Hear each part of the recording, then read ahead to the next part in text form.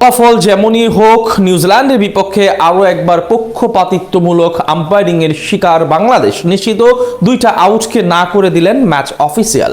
Umpires কলের অজুহাতে পরপর দুইবার কপাল পড়ে টাইগারদের। রিভিউ নিয়েও সুরাহা পাননি লিটন দাস। বাংলাদেশের বিপক্ষে আম্পায়ারদের এমন আচরণ নিয়ে বাকিটা জেনে নেব রিপোর্ট।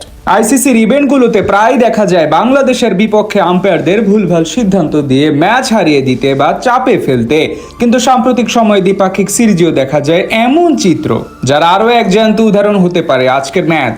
একের পর এক বিতর্কিত সিদ্ধান্তের কারণে আরো বেশি কোণঠাসা হয়ে পড়ে টাইগার ক্রিকেটাররা। ম্যাচের ফলাফল বাদ দিয়ে আজ লিটনের জন্য যেন 12 নম্বর প্রতিপক্ষ হয়ে দাঁড়ান আম্পায়ার। নিউজিল্যান্ডের বিপক্ষে 3 ম্যাচের ওডিআই সিরিজ জয়ের পর আজ টি-20 ফরম্যাটে মাঠে নামে বাংলাদেশ ক্রিকেট দল। চট্টগ্রামে এদিন টস জিতে প্রথমে বল করার সিদ্ধান্ত নেন স্বাগতিক অধিনায়ক লিটন কুমার দাস। বিপরীতে আগে ব্যাট করতে নেমে শুরুতে রান আউট হয়ে টিম রবিনসন বিদায় নিলে ড্যান ফ্লেভার এবং ক্যাটন ক্লার্ক মিলে দারুণভাবে সামলাতে থাকেন টাইগার বোলারদের।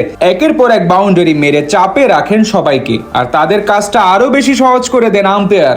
একের পর এক ভুলভাল ডিসিশন দিয়ে পিছিয়ে রাখেন বাংলাদেশকে। প্রথম ঘটনাটি ম্যাচের 5ম ওভারে ঘটে। শেখ মাহাদির কুইকার লেন্থের ডেলিভারি আঘাত হানে ব্যাটার ক্লার্কের সামনের পায়ে। সেখানে সঙ্গে সঙ্গে জোরালো আবেদন করে বাংলাদেশ, কিন্তু আম্পায়ার এলবিডব্লিউর আবেদন নাকচ করে দেন। যদিও সেই মুহূর্তে আউটের ব্যাপারে বেশ কনফিডেন্স ছিলেন বোলার মাহাদি। এরপর অধিনায়ককে দিয়ে রিভিউ নেন তিনি।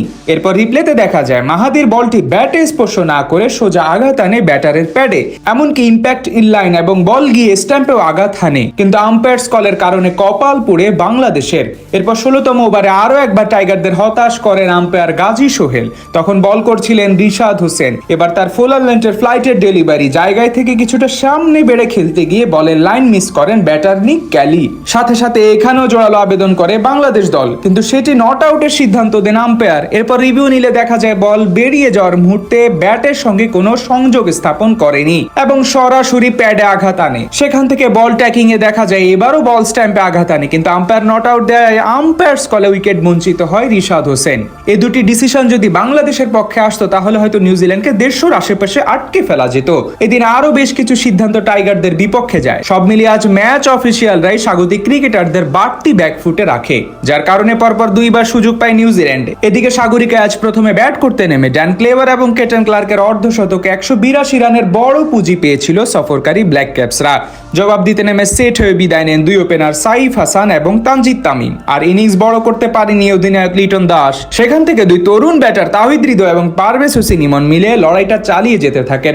আইসিসির ইভেন্টগুলোতে প্রায় দেখা যায় বাংলাদেশের বিপক্ষে আম্পায়ারদের ভুলভাল সিদ্ধান্ত দিয়ে ম্যাচ হারিয়ে দিতে বা চাপে ফেলতে, যার আরো এক জ্যান্ত উদাহরণ হতে পারে আজকের ম্যাচ।